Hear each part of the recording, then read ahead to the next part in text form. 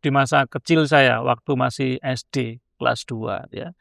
Lalu pernah juga saya kehilangan seorang kakak, lalu kehilangan bapak saya, dan yang terakhir yang menurut saya paling berat itu ketika saya kehilangan adik saya karena sakit kanker ya. Banyak sekali umat, bahkan anak-anak itu yang masih buta huruf ya. Tidak bisa membaca, lalu tidak bisa menulis ya. Tetapi itu justru menjadi penggerak bagi saya untuk bagaimana memecahkan persoalan itu. Karena memang sehari itu dipaksa belajar di kelas 5 jam, lalu ketemu juga dengan para frater, lalu bruder dari Asia Pasifik, ada 17 negara, mau nggak mau ya dipaksa pakai bahasa Inggris. Yesus itu adalah bagian dari kosmos, bagian juga dari alam semesta. Ya. Karena itu dia menjadi figur yang menghubungkan antara yang Allah ya, dengan dunia ini yang sungguh-sungguh konkret. Ya. Ngopi di teras bareng Rian. Ya, selamat datang kembali di Ngopi di Teras bareng Rian. Kali ini kita ngobrol-ngobrol di KPTT Salatiga ya, bersama dengan Bruder Dieng SY. Jadi ya ini tempatnya adem, asri di Salatiga, seru ya. Mungkin teman-teman yang belum pernah ke KPTT Salatiga ini di jalan apa tuh? Jalan Mayang Sari nomor 2. Nomor 2. Ya, kita bakal ngobrol-ngobrol bareng Bruder Dieng di sini. Sebelumnya kita mau tanya-tanya dulu, Ter. Bruder itu berasal dari latar belakang keluarganya bagaimana dulu? Anak keberapa mungkin, terus apa memang dari Katolik atau gimana? Kita ngobrol-ngobrol tentang Bruder dulu. Ya, nama saya Bruder Antonius Dieng Karnedi SY. Saya berasal dari Kabupaten Ngawi, dari Jawa Ngawi. Timur. Keluarga saya awal mulanya itu keluarga Katolik ya, bapak ibu itu semuanya Katolik, meskipun awalnya mereka itu berasal dari keluarga Muslim. Lalu saya 7 bersaudara dan saya nomor 6 saat ini, jadi ada 5 cowok dan 2 cewek. Ya, itu latar belakang sedikit tentang keluarga saya. Itu. Terus Bruder menempuh pendidikannya pertama kali di mana itu, Ter? Ya, saya mulai SD. Saya tidak memulai pendidikan dari TK, ya, lalu langsung SD. SD Kedunggalar, ya, di Ngawi, ya, di sebuah kampung, ya, namanya Kedunggalar itu. Ya. Lalu setelah itu saya lulus SD itu 1 tahun tidak bisa melanjutkan sekolah. Lalu saya ikut kakak saya yang transmigran ke Riau, ya, di Pekanbaru. Dan di sana saya melanjutkan tingkat SMP. Nah, setahun vakum. Ya, setahun vakum dan saya jadi penggembala kambing. Jadi penggembala. Ya, jadi penggembala. Nah, setelah SMP itu saya bertemu dengan seorang bruder, ya, seorang bruder Yesuit namanya Bruder Kirjo Utomo. Dan di akhir SMP itu lalu saya diangkat anak oleh bruder ini dan lalu tinggal di pastoran Pasir Pangarean waktu itu. Tinggal di pastoran bersama para Yesuit. Nah, di situ saya tinggal di asrama bersama dengan banyak teman dan melanjutkan pendidikan di tingkat SMA. Jadi belum ada panggilan ketika itu. Oh, waktu itu belum. Cuman tinggal aja. Masih menempuh pendidikan, ya, belum terpikirkan soal panggilan hidup gitu ya. Awal mula menemukan panggilan itu sebenarnya kapan sih? Setelah SMA, Bruder kuliah dulu atau bagaimana? Oh ya, setelah SMA itu saya tidak punya gambaran untuk kuliah karena memang keluarga saya itu keluarga yang tidak punya. Dan waktu itu saya mulai muncul ketertarikan ya untuk menjadi seperti Bruder Kirjo itu. Ya. Kenapa? Karena saya sangat tersentuh dengan pelayanannya, terutama bagaimana dia itu dengan tanpa pamrih ya, itu melayani banyak orang, melayani kami para siswa yang di asrama itu, lalu juga melayani umat di sekarang namanya Paroki Santo Ignatius Loyola Pasir Pangarean. Ya. Nah, saya tertarik dan lebih tertarik lagi ketika dia itu membantu saya untuk menyekolahkan di SMA itu. Karena setelah lulus SMP itu saya berpikir, wah saya tidak akan bisa melanjutkan sekolah karena nggak ada biaya, dana. Ya. Kakak saya juga tidak punya. Tapi tiba-tiba bruder itu mengatakan kepada saya, Dieng, kamu ikut saya. Nah, ini seperti kalau dalam kitab suci, ini permenungannya kemudian ya, itu seperti Yesus memanggil muridnya itu. Lalu ya kan ada panggilan pada Matius dan sebagainya, kamu ikut saya. Ya. Nah dari situ muncullah ketertarikan dengan kehidupan menjadi seperti bruder itu. Ya. Dan pikiran saya waktu itu, kalau nanti saya menjadi bruder, ya seperti bruder Kirjo itu, saya bisa membantu dieng-dieng yang lain. Nah, itu pikiran saya. Sederhananya seperti itu. Maka lalu saya ikut bruder itu pindah dari Sumatera ke Jogja waktu itu. Langsung jauh, lumayan jauh. Setelah lulus SMA, saya menelpon bruder itu. Ya. Bruder, apakah saya bisa ikut bruder lagi? Ya. Dan bruder juga menawari, ya udah kamu ikut saya saja ke sini. Dan waktu itu brudernya itu tinggal di Seminari Tinggi Kendrungan. Di Jalan Kaliurang. Nah, di situ rumah formasi untuk para frater diosesan. Ya. Tinggallah saya di situ 2 tahun, ya, sambil mengikuti yang namanya kegiatan prompang atau promosi panggilan Serikat Yesus. Gitu. Kemudian setelah itu, bruder melanjutkan studi.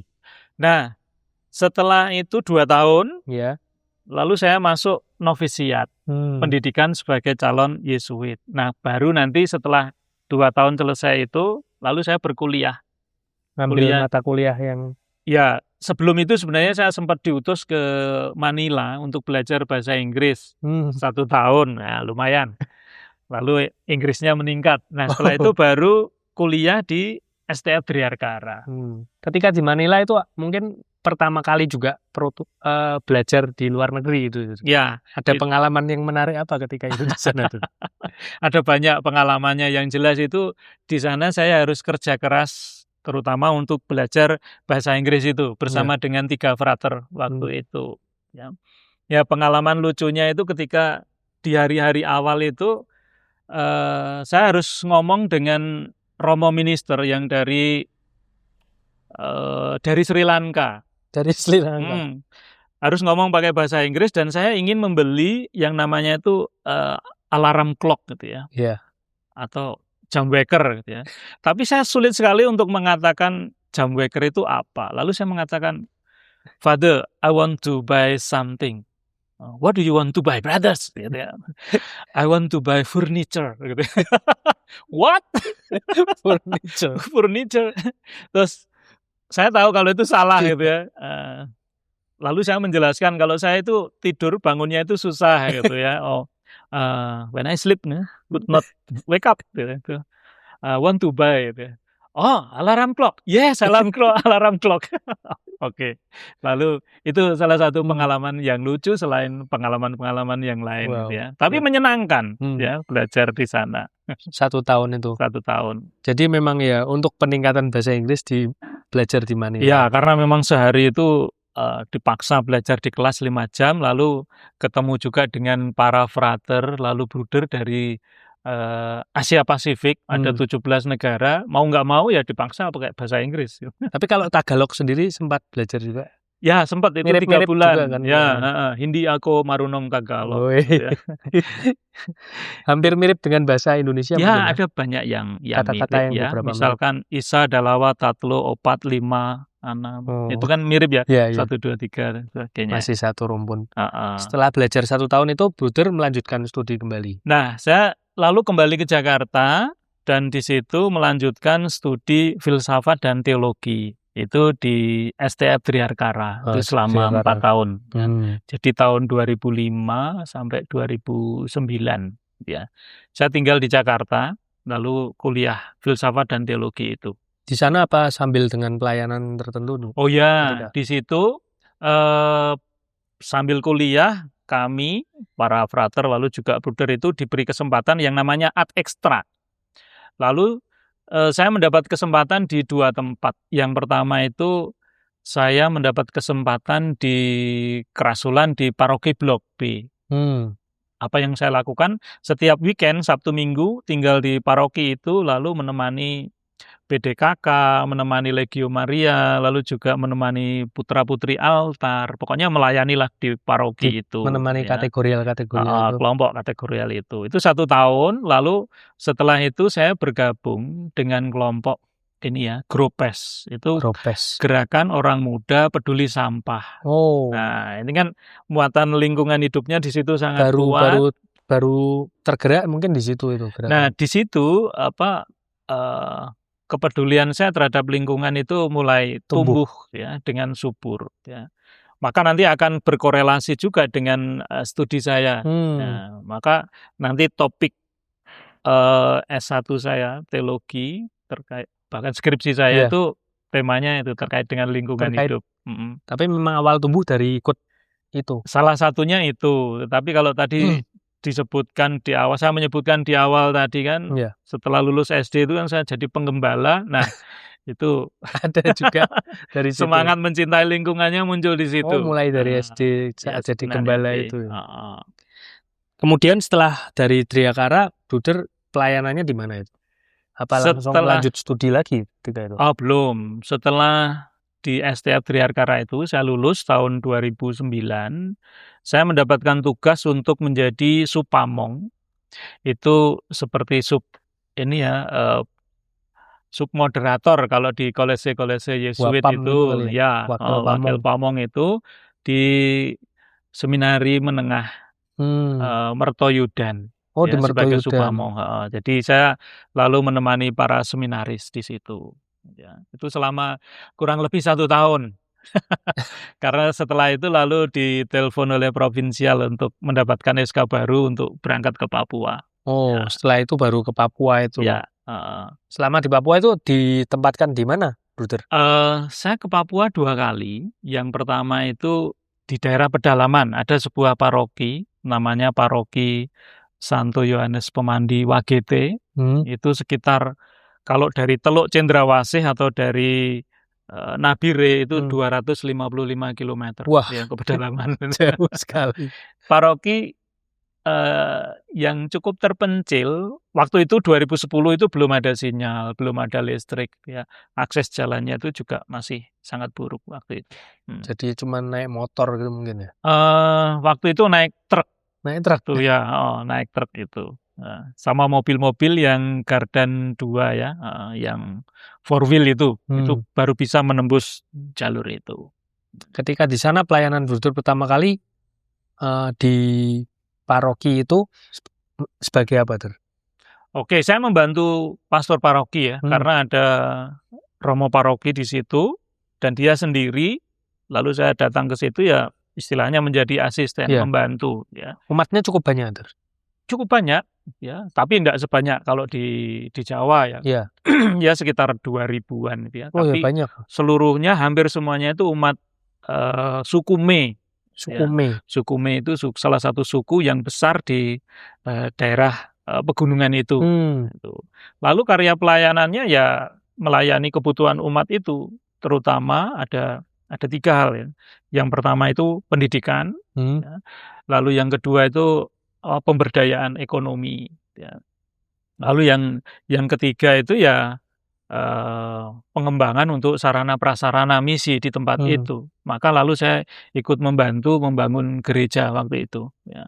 Karena gereja yang lama itu sudah reot, ya, maka perlu diperbaiki. Ya. Peninggalan zaman kolonial dulu mungkin ya, bukan? Ya, ada banyak misionaris dari Belanda zaman itu yang mengelola paroki itu. Dulu dikelola oleh para Fransiskan, lalu diserahkan kepada para Yesuit. Nah, itu bangunannya juga sudah cukup tua, ya. Lalu ya kita perbaiki. Dari Fransiskan ke Jesuit. Ya, itu bisa terjadi. Wow, cukup unik juga. Tantangannya apa, Der? Kalau di sana kan Bruder mungkin awalnya setelah pendidikan kan di kota, kemudian langsung dipindahin ke pedalaman yang cukup pelosok itu kan ya itu. Tantangan pertamanya ya memang sunyi ya tempat itu, sepi. Kalau jam 6 sore itu udah sepi sekali ya. Karena tidak ada sinyal juga, lalu ya tidak bisa ngapa-ngapain juga di situ. Lalu yang kedua itu yang lebih kepada umat ya, banyak sekali umat, bahkan anak-anak itu yang masih buta huruf. Ya, tidak bisa membaca, lalu tidak bisa menulis. Ya. Tetapi itu justru menjadi penggerak bagi saya untuk bagaimana memecahkan persoalan itu. Wow. Nah, lalu kan saya waktu itu diminta untuk menjadi kepala sekolah. Ya. Tapi kepala sekolah TK. Ya. Kita mulai dari taman kanak-kanak karena ini basic. Anak-anak harus bisa membaca menulis, baru nanti masuk SD, SMP, SMA itu akan lebih lancar. Ya, dibandingkan kalau ini ya, mereka belum bisa. Dan TK-nya mungkin udah umur-umur itu ya. Beberapa sudah agak, ya usia SD harusnya masuk, tetapi mereka tetap masuk di situ. Baru dibuat TK itu. Ya, lalu yang kedua saya memulai juga program kursus ya di pastoran itu, membuka kursus untuk komputer, lalu juga membuka kursus baca dan menulis. Jadi anak-anak kalau sore itu bisa datang belajar di pastoran. Karena itu pula saya membuka sebuah program namanya Guru Volunteer. Nah, lalu saya mengundang orang-orang muda untuk datang ke paroki itu. Oh, MK itu diundang? Bahkan kebanyakan dari Jawa itu ya. Banyak yang dari Jawa. Dari Jawa itu, dan itu program itu mulai dari 2011 ya. Sampai sekarang masih berjalan. Wah, puji Tuhan. Dan itu cukup membantu. Ketika pertama kali mulai program itu berapa anak itu dari yang sana? Maksudnya berapa orang muda Katolik yang mendaftar? Mulainya itu dari 1 volunteer. Saya mencoba dulu 1 volunteer, lalu yang berikutnya itu ada 2, dan selanjutnya itu sampai bisa 4 volunteer. Wow. Lalu mendampingi anaknya banyak di situ, ada beberapa SD di sekitar paroki. Mereka setiap sore datang belajar. Lalu saya minta juga volunteer-volunteer ini untuk datang ke sekolah-sekolah untuk mengajar kalau memang gurunya tidak ada ya menggantikan. Wah, lumayan banget gerakan. Ya, lumayan gerakan itu, dan itu dilihat bagus hasilnya, maka sampai sekarang itu tetap berjalan. Sampai sekarang sudah berapa volunteer terakhir?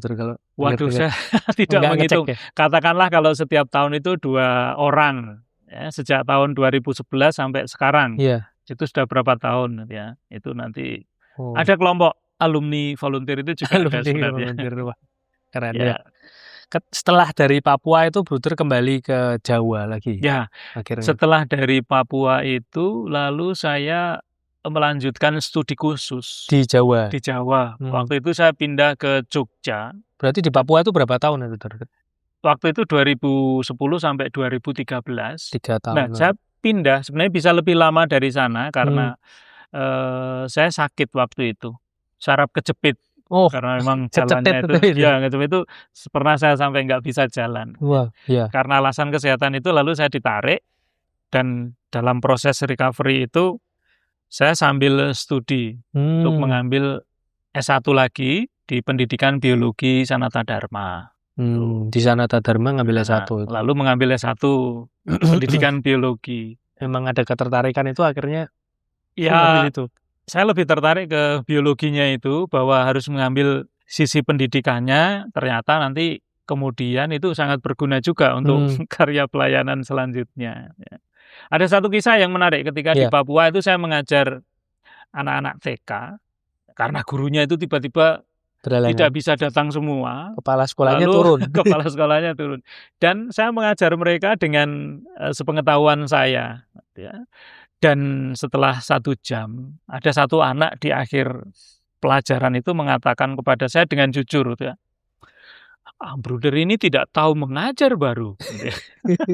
Dia mau mengatakan, Bruder ini tidak bisa mengajar, nggak seperti guru-guru mereka. Gitu ya. Nah, itu menjadi pemantik bagi saya harus bisa mengajar, ya, supaya lalu berguna dan tidak diejek sama anak TK. Dengan polosnya dia ngomong. Dengan polos seperti itu. Tapi kan jujur. Jujur.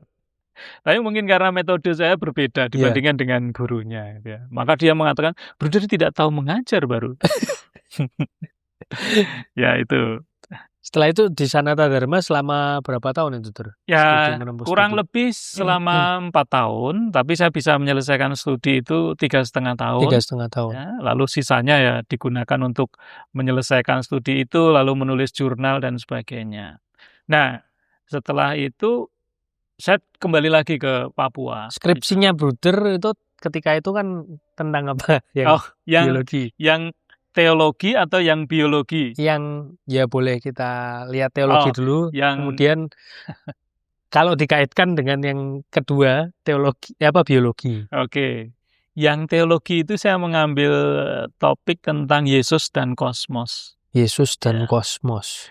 Jadi itu sebenarnya lebih telaah antara teologi dengan ilmu sains sebenarnya.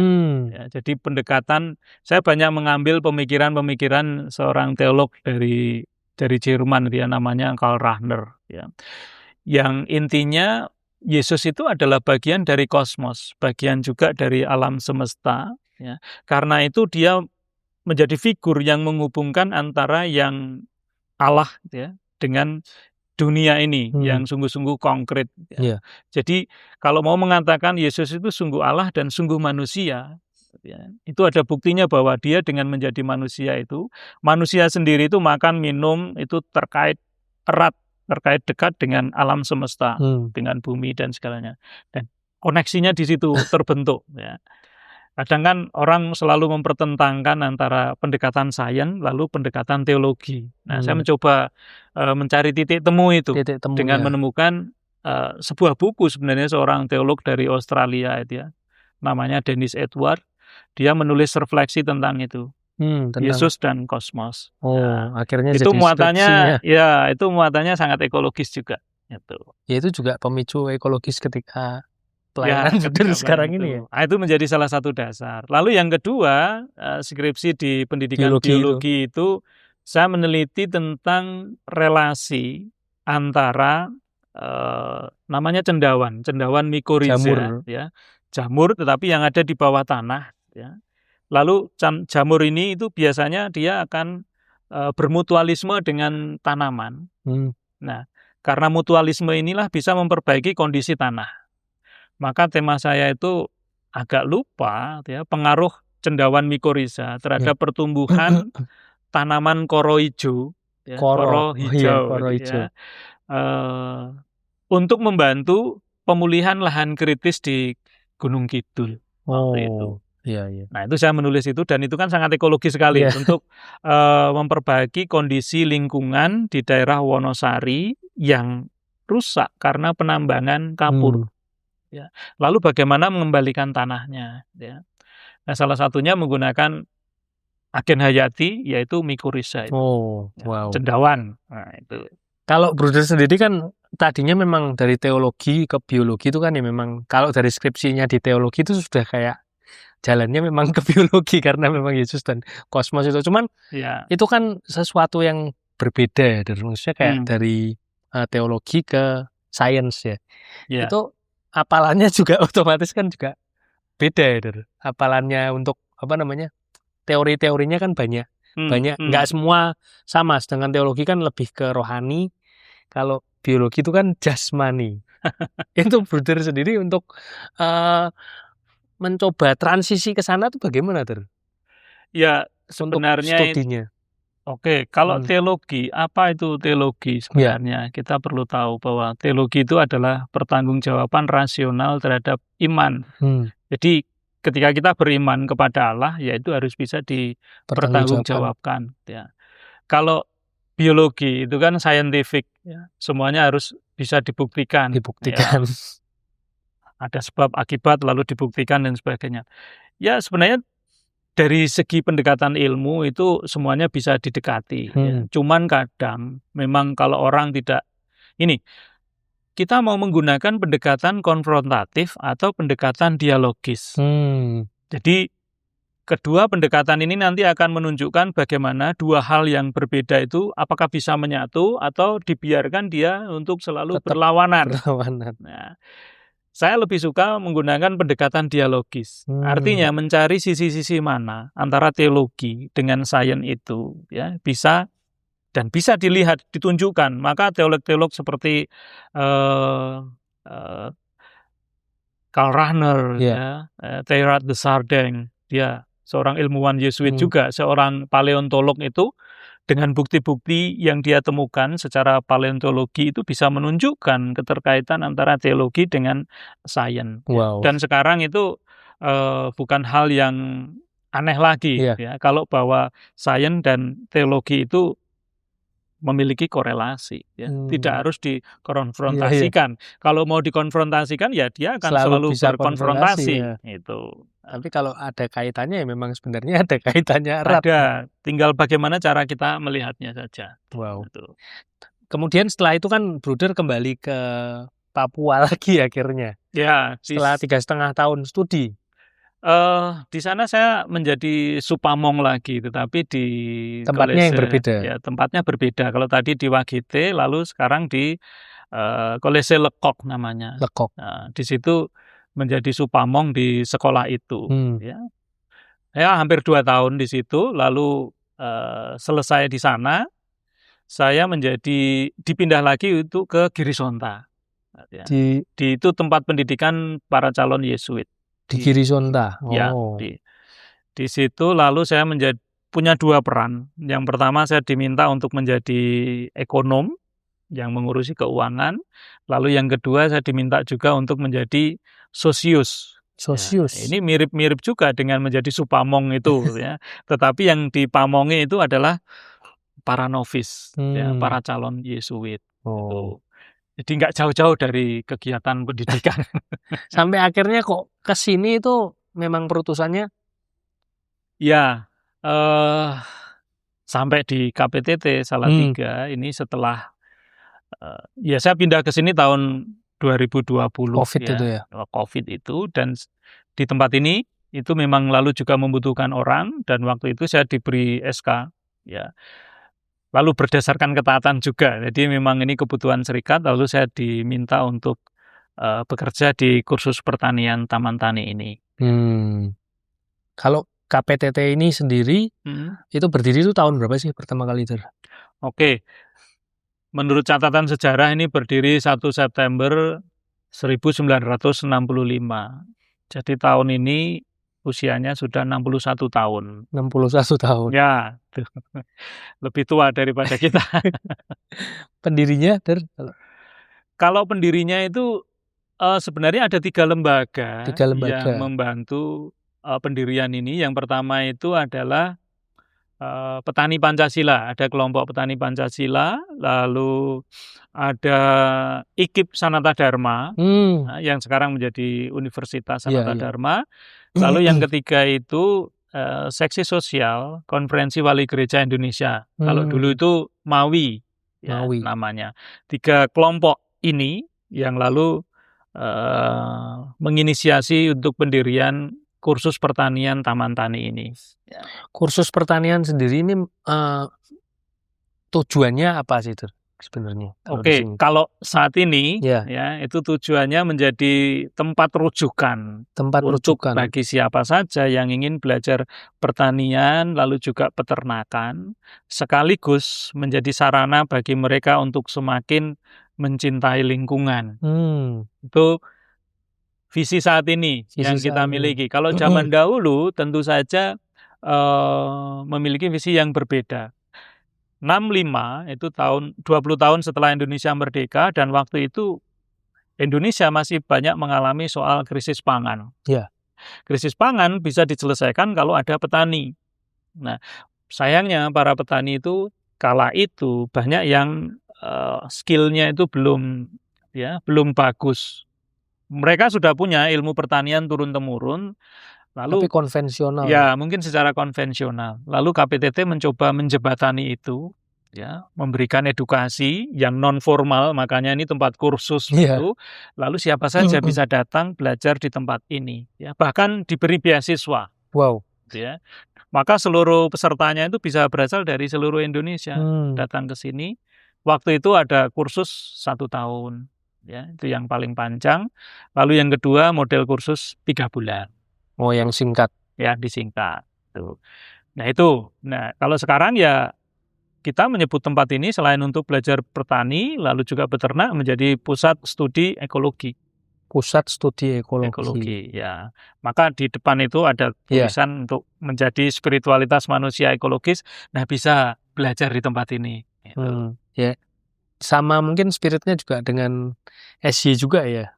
Ya, ini karya Serikat Yesus. Ya. Maka spiritualitasnya ya kurang lebih sama. Nanti di sana ada muatan spiritualitas Ignatian juga. Yang finding God in all things, ini finding God in farming. Ya, karena saya juga seorang Yesuit, lalu dari pengalaman, refleksi, berkarya di sini, ya, bahwa pertanian ini ya, bisa menjadi sarana bagi saya atau bagi kami yang ada di tempat ini untuk ya menemukan Tuhan. Karena pada akhirnya semuanya harus bermuara pada Tuhan itu, ya, bukan kepada yang lain. Wow. Kalau refleksi Bruder sendiri sebagai seorang rohaniwan juga ya.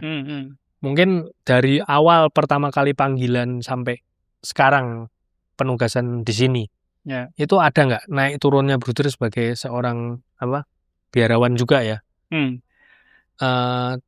Pergumulannya refleksi dengan Tuhannya tuh ada nggak titik terendahnya kok? Ini sebagai manusia juga ya? Ada nggak dulu? Oke. Ya tentu saja sebagai manusia, secara manusiawi itu pasti mengalami yang namanya titik terendah dalam hidupnya, lalu juga pernah mengalami pengalaman yang kita menyebutnya itu konsolasi, gitu yang mengembirakan, gitu ya. Ya tentu saja saya alami. Pertama ketika mengalami beberapa hal yang tidak terhindarkan, misalkan sakit. Ketika masa-masa sakit yang sakit lalu itu tidak mengenakan, gitu ya.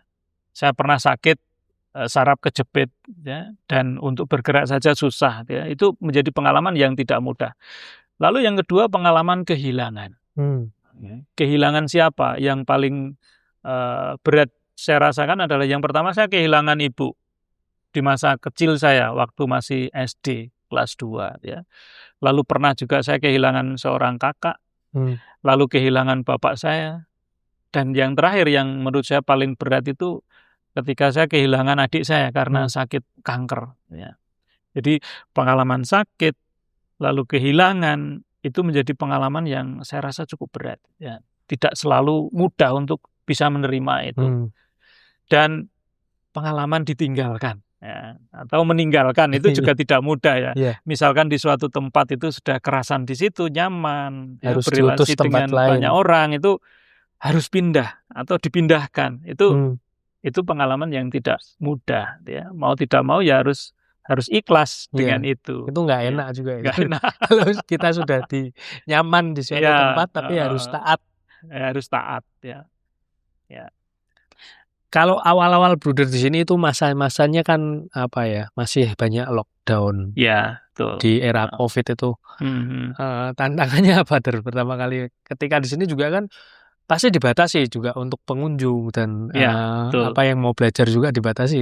Ketika masa-masa COVID itu Bruder di sini Bruder yang diusahakan Bruder apa ketika itu?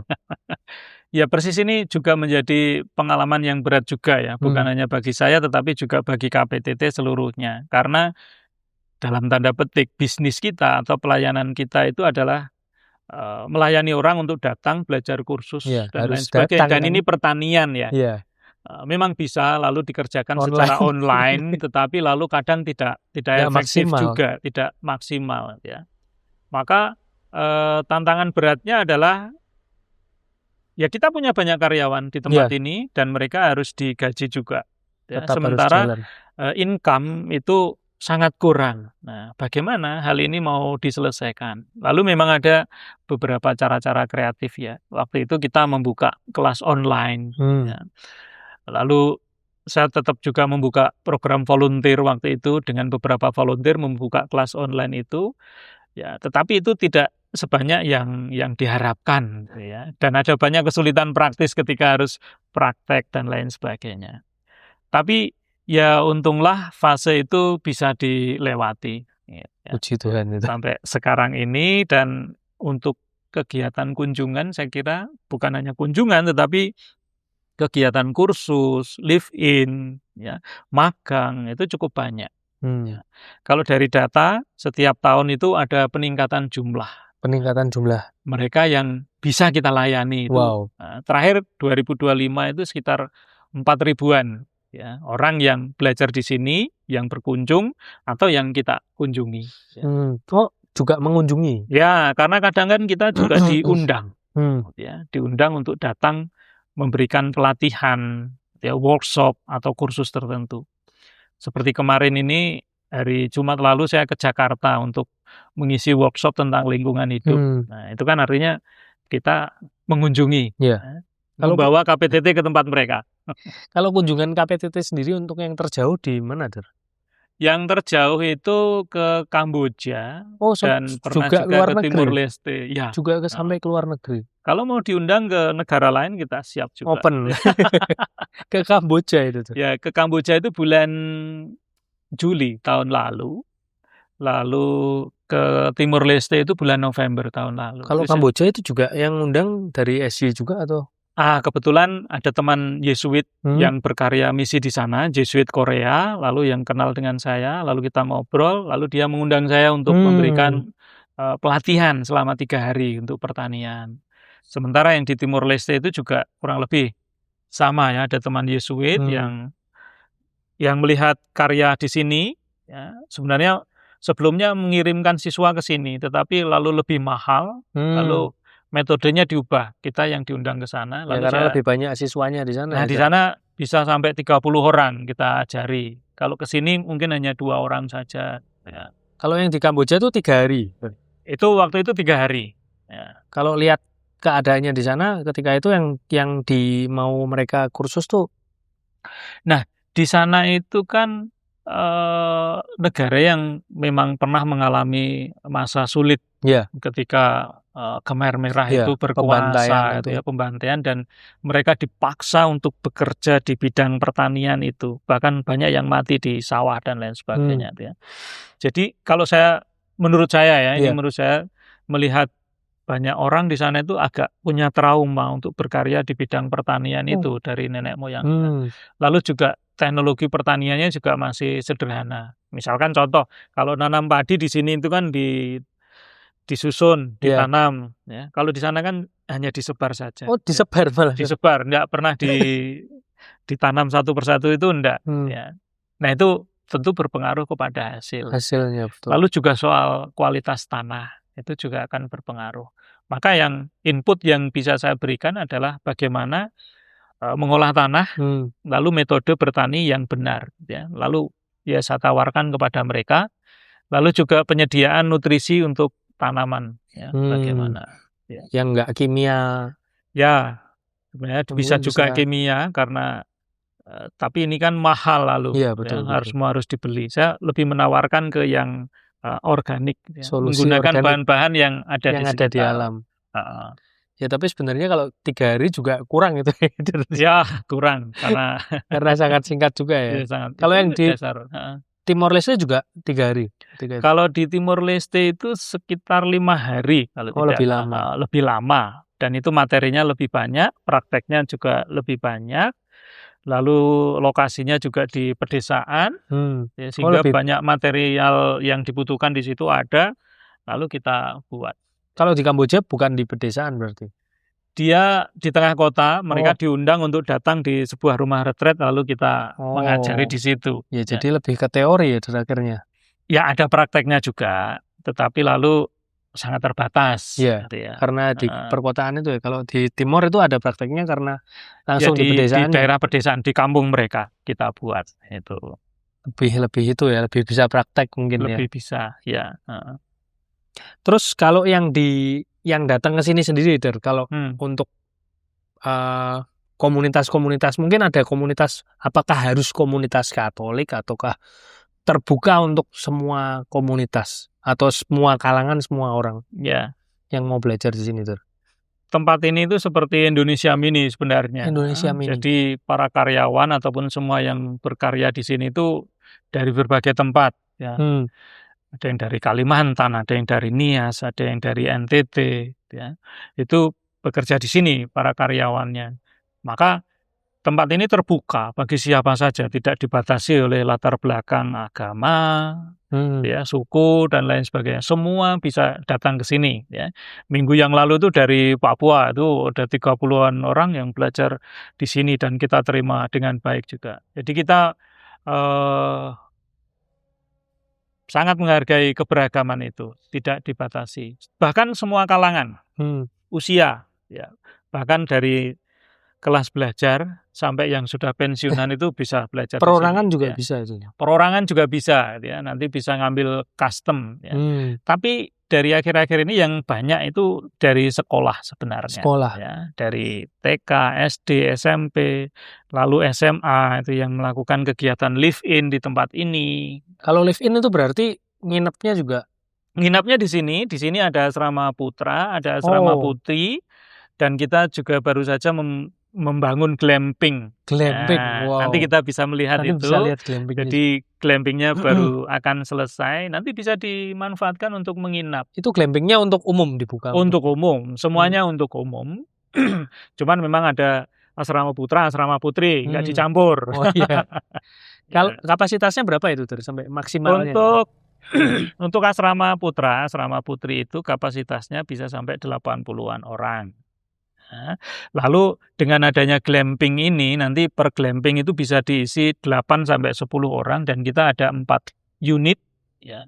Nanti katakanlah ya 32 atau 40 orang itu bisa muat. Wow. Jadi misalkan satu angkatan di sekolah ya mau live in, tinggal 3 hari di sini sambil belajar bertani, beternak, tinggal di sini itu bisa. Ya. Retret juga gitu?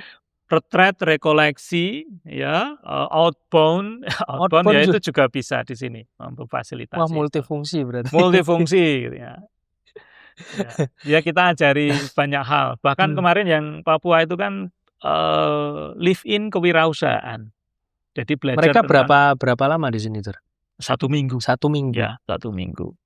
Kewirausahaan. Jadi belajar untuk berwirausaha dan itu kan penting ya. Misalkan yang di sini yang ditonjolkan itu kan bisnis pertanian lalu juga peternakan ya. Bagaimana memulai bisnis itu ya bisa. Di sini ada peternakannya juga berarti? Ada. Jadi lahan kita untuk pertanian itu 10 hektar. 10 hektar. Ya, lalu juga peternakan yang ada unggas, ada domba, ada sapi.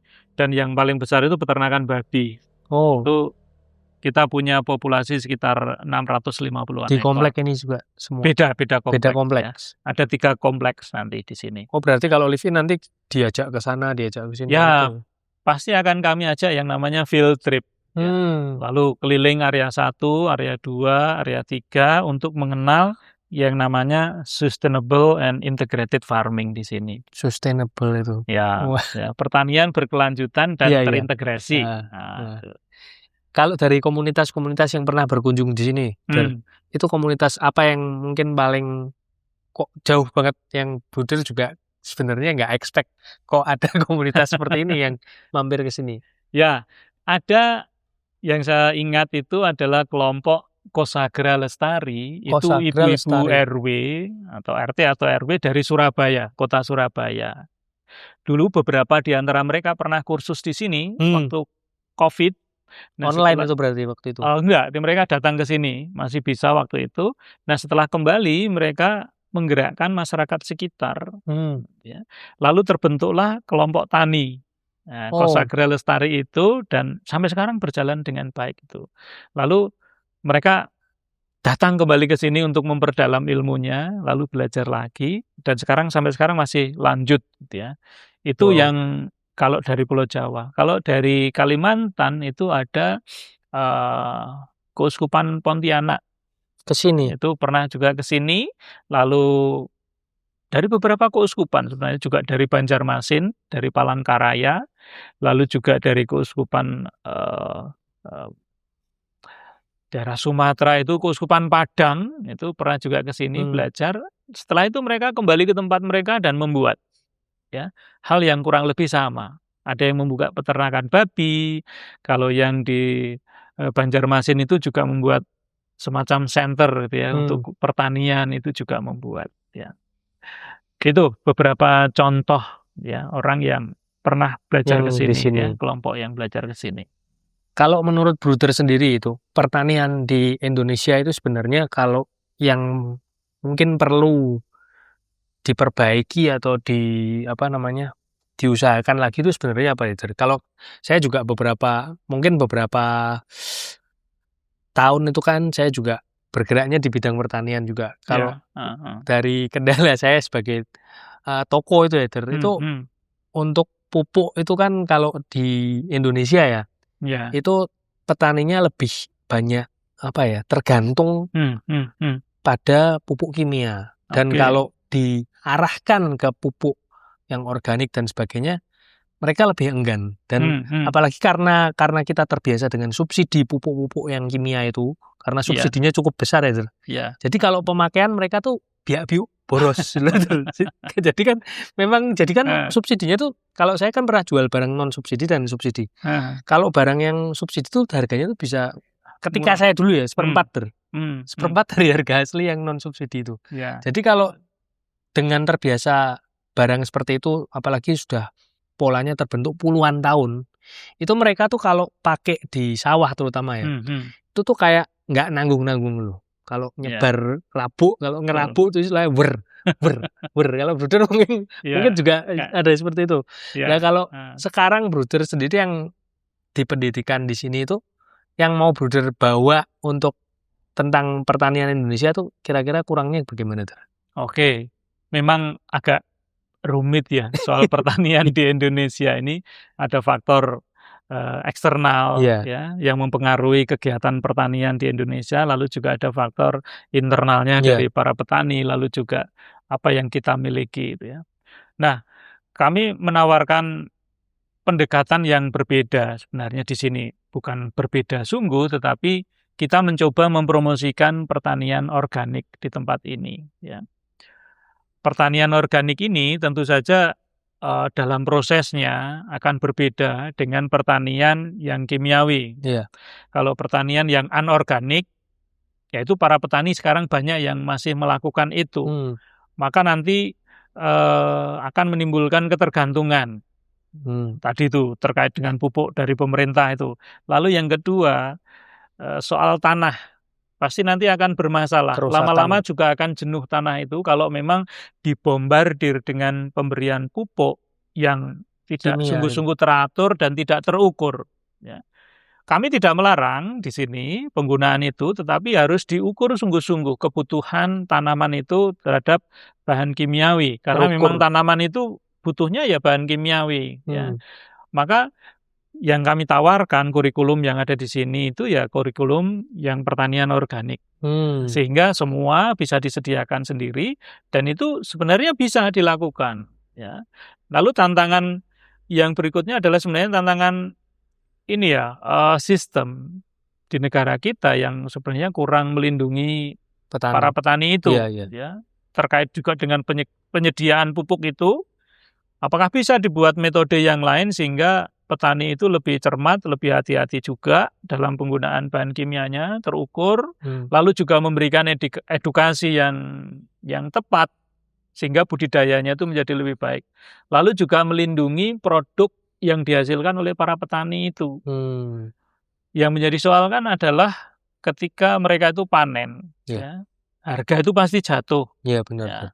Tidak ada sungguh-sungguh perlindungan bagi para petani untuk hasil atau produk mereka itu. Outputnya itu. Kadang itu pemerintah ya, ataupun siapa yang punya kebijakan itu menentukan harga pertanian itu kan seenaknya saja.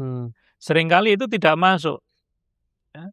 Biaya yang dikeluarkan itu lebih besar dibandingkan untuk harga jualnya itu. Ya, jadi petani itu tidak berdaulat karena mereka tidak punya kuasa untuk menentukan harga komoditas yang mereka hasilkan sendiri. Nah ini yang menjadi sulit dan juga berdampak pada generasi muda sehingga lalu itu mereka malas melihat itu seperti tidak ada masa depan. Ya. Maka kalau ingin memperbaiki ini, ya sistem pertanian ya di Indonesia itu memang perlu ada perbaikan. Dari pusatnya itu. Dari pusat, dari pemerintah sendiri yang punya kuasa sebenarnya untuk mengatur, ya, termasuk subsidi pupuk, subsidi peralatan dan lain sebagainya. Lebih banyak kan hanya diberi, Iya, betul, ya. betul. Pemberdayaannya itu kurang. Edukasinya ya. nggak ada. Lalu proteksinya itu juga kurang. Ya. Kalau kamu menanam, panen, ya itu urusan kamu sendiri, gitu ya. Ya. Lalu juga para petani itu kan kebanyakan hanya mampu untuk memproduksi, tidak mampu untuk menjual. Distribusinya. Ya, distribusinya bagaimana? Nah, yang bagus itu adalah dari hulu ke hilir, gitu ya. Petani itu bisa melakukan. Nah, KPTT mencoba memberikan contoh itu. Bertani, lalu juga beternak, dari hulu sampai ke hilir itu bisa dilakukan semua. Oh, makanya ada kewirausahaan itu juga. Persis. Kalau itu dilakukan kan lalu nanti bisa mandiri kita. Ya, itu. Sedangkan kalau saya mau tanya ya, ini untuk sebenarnya tuh kalau untuk pertanian organik sendiri dan anorganik itu hasilnya gimana sih, Der? Kalau berdasarkan ya yang Bruder, sebenarnya hasilnya itu bisa sama, dan yang pertanian organik itu tentu saja lebih sehat. Ya. Kuantitasnya bisa sama karena apa? Karena kondisi tanah itu semakin lama itu akan semakin baik. Itu kalau pertanian organiknya benar. Ya. Kondisi tanah makin baik. Lalu kalau yang anorganik itu nanti makin lama kondisi tanah itu akan makin jelek. Ya. Karena apa? Karena banyak residu di situ. Ya. Banyak bahan kimia yang mencemari tanah dan dia akan membunuh banyak mikroba, makhluk hidup yang ada di tanah itu. Dan tanah itu kan boleh dikatakan hidup karena ada mikrobanya itu, makhluk hidup yang ada di situ. Ya.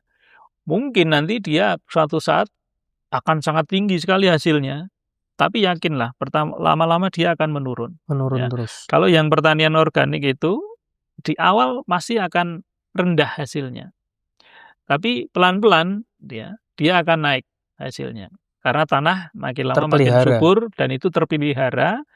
Dan banyak unsur organik di dalamnya itu tetap terjaga, tidak mati. Ya, jadi cuman proses ini yang seringkali membuat orang itu tidak sabar. Pengen cepat, pakai yang kimiawi itu cepat lulus. Yeah. Kalau yang organik itu butuh proses lama. Ya. Kadang orang tidak sabar karena ingin segera mendapatkan hasil. Nah, ini yang menjadi tantangan. Ya. Kalau pembenihan sendiri ya, Der. Sekarang kan juga benih itu banyak yang rekayasa genetika. Kalau Bruder dari sini sendiri gimana itu, Der? Biasanya. Ya, ini memang menjadi persoalan di banyak tempat, khususnya di Indonesia, ketika banyak sekali benih-benih dari luar negeri itu masuk. Buahnya nggak terkontrol itu, Der. Ya, itu lalu membuat para petani itu tidak lagi melakukan konservasi untuk benih-benih lokal. Lalu juga terlalu banyak barang-barang impor itu masuk ke Indonesia, itu membuat para petani itu lalu malas untuk menanam komoditas yang sama, sehingga secara perlahan benih-benih lokal itu punah. Iya, banyak yang misalkan punah. Jagung, ya, kedelai. Kedelai itu sudah jarang sekali. Itu tidak ada, ya, benih-benih lokal yang sungguh-sungguh kuat dan memiliki hasil produksi yang tinggi. Kenapa? Karena kadang beli kedelai itu lebih murah daripada menanam sendiri. Ya, sehingga benar. para petani malas untuk melakukan konservasi benih itu. Ya. Nah, di sini pun kalau itu mau dipraktekkan, itu memang butuh lahan yang luas, butuh proses yang agak panjang. Kalau misalkan mau melakukan konservasi benih itu. Tapi itu menjadi cita-cita saya paling tidak, atau KPTT, sehingga kita bisa swadaya benih di tempat ini. Ya. Kalau enggak, ya memang harus tergantung beli benar. Benih. Ya. Meskipun harganya itu murah, ya. Tapi suatu ketika itu bisa saja dinaikkan. Betul. Ya, kayak sebenarnya kayak sekarang kalau makanan juga kan akhirnya kalau semua hasilnya misal kayak kedelai itu kan impor semua. Ya. Jadi pengrajin tempe misalnya juga mereka kalau suruh pakai kedelai lokal juga agak enggan karena katanya tempenya nggak bagus dan sebagainya itu loh. Iya. Jadi kayak kepercayaan terhadap produk lokal tuh drop sekali sekarang itu, Der. Iya. Karena memang di negara lain itu proses rekayasa genetika dan proses pertanian itu dilakukan secara masif. Di Indonesia model pertaniannya itu berbeda. Jadi lebih yang mengusahakan itu kelompok-kelompok kecil. Ya. Petani kan kecil-kecil ya. Iya. Ya. Kalau di misalkan di Amerika atau di Thailand atau Masif di Vietnam itu mereka masif membuatnya, atau bahkan di Cina itu ya. Itu ratusan ribu hektar dimiliki oleh satu orang dan dikerjakan, sehingga nanti biaya produksinya itu lebih murah. Sangat murah. Ya. Sementara kalau di Indonesia itu dimiliki oleh keluarga-keluarga, kelompok-kelompok kecil, ya, dan itu nanti habis di tenaga di situ. Ya. Itu biaya produksinya lebih tinggi. Nah, itu. Nah, ini yang memang perlu kita perbaiki. Lalu juga terkait dengan topografi di Indonesia. Tidak banyak di Indonesia itu tempatnya itu yang datar, sehingga bisa memproduksi pertanian masif, misalkan 200.000 hektar dan sebagainya. Nggak bisa. Kalau di negara lain seperti di Vietnam atau di Thailand Amerika yang pernah juga saya lihat itu, mereka punya lahan-lahan yang memang rata sekali, sehingga pakai alat berat itu dengan mudah ya membuatnya. Wow, iya sih. Kalau Bruder, mungkin selama sekarang udah hampir 6 tahun, 5 tahun lebih di sini ya, Der? Iya. Itu kendala-kendalanya Bruder untuk mengelola tempat ini apa, Der? Oke, ada kendala eksternal ya. Iya. Lalu juga ada kendala internal. Kendala eksternal karena kita menjual produknya itu produk pertanian dan peternakan, itu ke soal harga tadi, ya. Harga di Indonesia itu sangat fluktuatif. Terkait dengan produk pertanian, lalu juga peternakan, itu kita nggak bisa menentukan harga sendiri kadang. Misalkan kita menjual daging babi, ya, atau menjual babi hidup. Ya. Ikut harga. Kita nggak bisa menentukan harga kita sendiri, harus ikut kelompok peternak ataupun petani itu kalau yang produk itu. Kalau kita menjual lebih dari itu, nggak laku, orang tidak akan membeli. Ya. Nah, ini faktor eksternal yang seringkali menyulitkan kami untuk dilawan, karena lawan kita bisa lebih besar. Betul, ya. betul. Masif banget. Ya, itu faktor eksternalnya ya, salah satunya itu. Yeah. Ya. Lalu yang faktor internalnya SDM. Ya, SDM kita ya. Karena lalu memang di KPTT itu mencoba membuat pendekatan dalam manajemen pengelolaan para karyawan dan sebagainya itu dengan manajemen kasih, lalu juga manajemen profesional. Nah, ini agak kadang tidak mudah prakteknya untuk didamaikan. Ada beberapa orang yang diterima ya, di tempat ini itu karena rasa belas kasih sebenarnya. Dan ini masuk akal karena memang lembaga ini lembaga sosial, lalu juga lembaga edukasi. Ya. Nah, ini untuk membina, mendekati mereka supaya lalu sungguh-sungguh bekerja secara profesional. Ini yang seringkali tidak mudah. Ya. Ini susah, menjadi tantangan. Memadukannya susah. Ya, memadukannya susah, tetapi itu bukan berarti tidak bisa. Ya. Memang perlu effort yang luar biasa. Lalu SDM itu yang menjadi tantangan internal. Ya. Lalu kalau yang kembali yang ke eksternal itu, lalu kalau pertanian, lalu juga peternakan itu kan sangat dipengaruhi oleh iklim, oleh cuaca dan sebagainya. Itu sangat berpengaruh. Produksi pertanian musim hujan dan musim kemarau itu juga akan sangat berpengaruh. Ya. Lalu yang terakhir saya tangkap, karena ini bisnis utamanya adalah, atau karya pelayanan utamanya adalah memberikan kursus pertanian dan peternakan, jumlah orang yang berminat di bidang itu kan juga tidak selalu banyak. Iya. Apalagi bertani, orang muda bertani, orang muda beternak. Ya. Jarang. Itu jarang. Karena apa? Karena memang di luar sana orang tidak menganggap serius pertanian dan peternakan itu sebagai hal yang pokok untuk diperjuangkan atau dicita-citakan, itu agak kurang. Tapi akhir-akhir ini saya merasa senang bahwa ada banyak orang muda yang datang ke sini untuk kursus, untuk magang, untuk live in, dan mereka belajar tentang pertanian dan peternakan. Minatnya itu ada kenaikan itu ya. Ada kenaikan minat ya, ada kenaikan itu. Ya. Kalau Bruder sendiri untuk menghidupi juga semangat finding God in farming-nya secara pribadi bagaimana, Tur? Ya, semangat menemukan Tuhan dalam pertanian itu sebenarnya adalah buah dari doa saya sendiri. Ya. Lalu itu saya promosikan, saya refleksikan, lalu juga pernah saya tulis juga di salah satu majalah Yesuit Global gitu ya, Finding God in Farming itu. Saya merasa di dalam setiap doa-doa saya itu kalau pagi itu saya sungguh bisa merasakan kehadiran Tuhan dalam proses kami bertani lalu juga beternak di sini. Ya.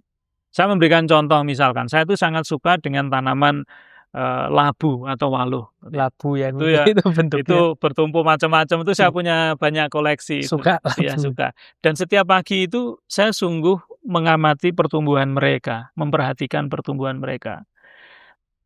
Sulurnya itu atau batangnya itu bisa tumbuh itu satu hari itu bisa 10 cm sampai 15 cm per hari gitu ya. Kalau pertumbuhannya bagus ya. Saya mengamati sungguh mereka dari biji sampai berbuah ya.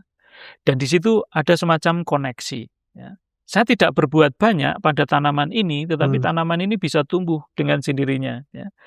Dan di situ saya merasakan sungguh kehadiran dan peranan Allah sendiri ya, yang merawat tanaman itu ya, memberi kehidupan ya, memberi bunga. Nah, di situ saya merasa tidak perlu jauh-jauh itu untuk menemukan atau merasakan kehadiran Tuhan itu. Dengan melihat tanaman itu, saya sudah bisa merasakan bagaimana Allah itu hadir ya. Nah, seandainya setiap orang bisa merasakan hal yang sama ya, finding God in farming, tentu ini akan menjadi hal yang menarik. Iya. Itu. Dan ketika kita menemukan Tuhan itu, rasanya semuanya udah cukup. Ya. Semua cukup, dicukupkan Tuhan. Mau cari apa lagi? Ya. Kalau memang Tuhan itu sudah ketemu. Lepas bahwa ketika kita kembali ya, dari refleksi itu ya tetap kita membutuhkan banyak hal dalam hidup kita ya, tetapi bahwa di situ ada rasa damai, ada rasa tenang ya, bisa merasakan kehadiran Tuhan dari apa yang kita geluti, apa yang kita kerjakan. Sehingga itu membuat saya nyaman ya. Meskipun ada badai menerjang, kesulitan dan sebagainya, tapi aku yakin bahwa Allah ada di situ ya. Maka itu pantas untuk diperjuangkan. Ya. Itu jadi seperti kayak mengamati itu juga seperti healingnya Bruder kayaknya. Ya, nah maka saya mengajak juga bagi para peserta kursus yang datang ke sini, yang live in dan lain sebagainya itu untuk menggunakan seluruh panca indera mereka, ya, melihat, mendengar, merasakan, lalu juga mencecap. Ya. Maka kalau ada yang live in atau yang field trip datang ke sini itu saya akan minta mereka untuk memetik daun jeruk misalkan. Mencium baunya ya, memetik daun mint lalu merasakan rasanya ya. Lalu praktek-praktek penggunaan panca indera yang lain ya, sehingga mereka bisa sungguh-sungguh merasakan ya. Merasakan lewat semua panca indera. Ya, lewat panca indera itu. Dan kalau ini tidak diasah perasaan ini, ya kita nggak bisa menemukan Tuhan. Kalau perasaan kita tumpul, maka ya kayak biasa aja semua itu. Ya, perasaan itu perlu diasah, ya, sehingga bisa sungguh-sungguh merasakan kehadiran ya Allah sendiri. Wow. Ya kalau di dunia ini kan sebenarnya lewat semua hal kan bisa. Cuman kalau Bruder sendiri mengaplikasikannya itu lewat tanaman. Ya, lewat tanaman ya.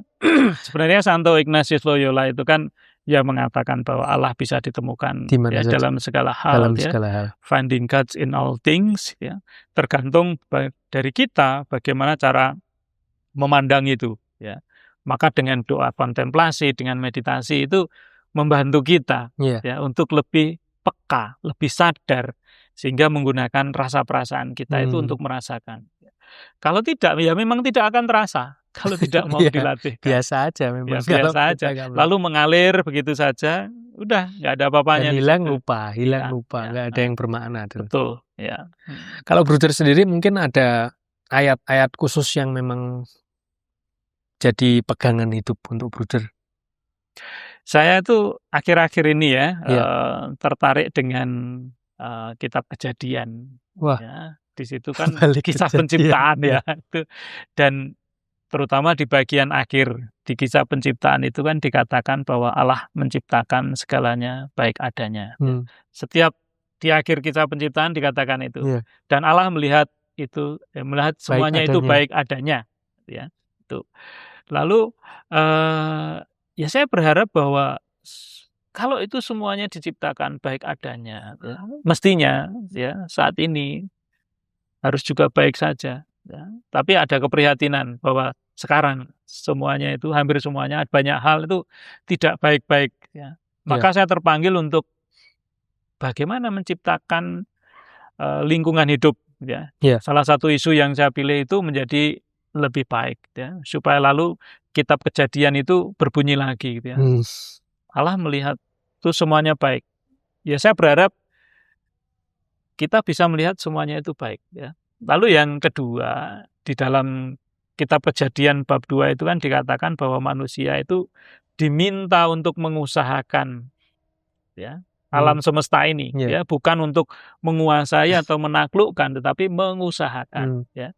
Maka di sini ya saya bersama teman-teman di sini bekerja, mengusahakan. Ya, agar semuanya itu menjadi baik, ya, bukan untuk menguasai ataupun menaklukkan, ya. Bukan cuma eksploitasi, mengambil aja, ya, bukan hanya seperti itu, tetapi juga harus mengusahakan. Maka di sini prinsipnya ya bekerja, berkarya terus, gitu ya. Dan tetap alam itu tetap diusahakan menjadi baik.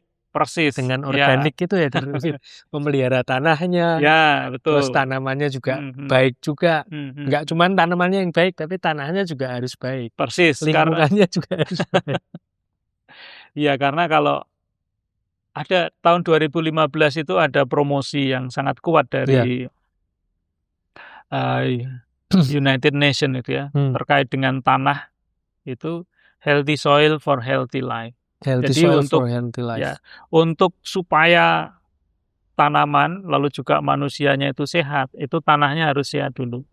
Karena semua sumber nutrisi itu ada di dalam tanah ya, sebagian besar ya. Diserap oleh tanaman, lalu tanaman itu dimakan oleh makhluk hidup yang lain, ya. Ada rantai makanan di situ, dan itu basicnya adalah tanah. Ya.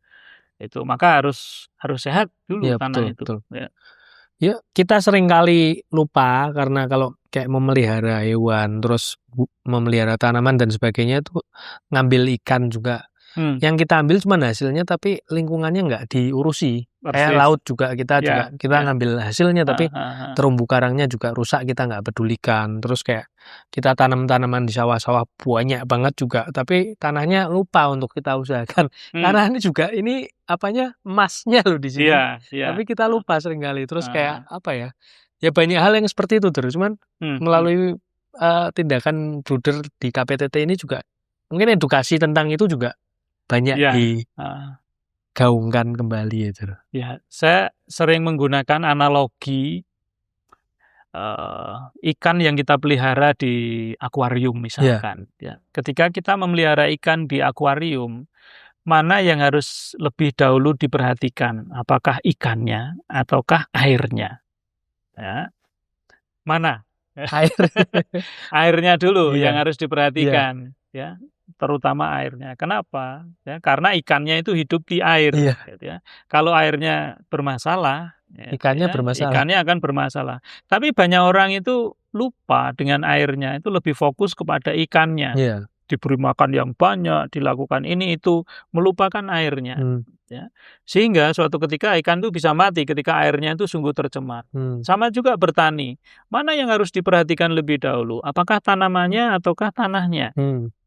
Harusnya tanahnya dulu. Kalau tanahnya itu sudah bagus, tanaman itu dengan sendirinya akan happy, tumbuh. Tapi orang keliru, banyak petani, ini terkait dengan yang tadi itu juga, ya, banyak petani itu fokus pada tanaman, lupa dengan tanah. Kasih pupuk yang banyak biar tanamannya itu tumbuh dengan baik, gitu ya. Tapi pupuk tadi itu merusak tanah. Nah, itu sama persis metodenya dengan analogi tadi itu ya, memelihara ikan di akuarium atau di kolam. Airnya dulu. Ya, wah, thank you banget Der, ini sharing-sharingnya. Makasih banget Der waktunya. Mungkin untuk teman-teman juga di sini yang pengen tahu tentang Prompang tuh sebenarnya bisa diakses di mana ya Der? Kalau ingin tahu Perumpang ini hal lain ya, promosi panggilan Serikat Yesus itu sebenarnya ada Instagramnya, lalu juga ada web khususnya gitu ya. Ada promosi panggilan Serikat Yesus. Silakan aja akses Perumpang SJ. Di situ ada Instagramnya. Lalu bisa juga lihat web Jesuit Indonesia. Nah, di situ bisa diakses juga kalau barangkali teman-teman tertarik untuk menjadi imam Yesuit atau bruder Yesuit, ya bisa bergabung dengan kami. Ya, puji Tuhan. Makasih banget. Untuk KPTT juga itunya Instagram dan websitenya apa? Oh ya, ada Instagramnya KPTT Salatiga, silakan nanti di-follow. Lalu juga kita punya website, itu kpttsalatiga.id.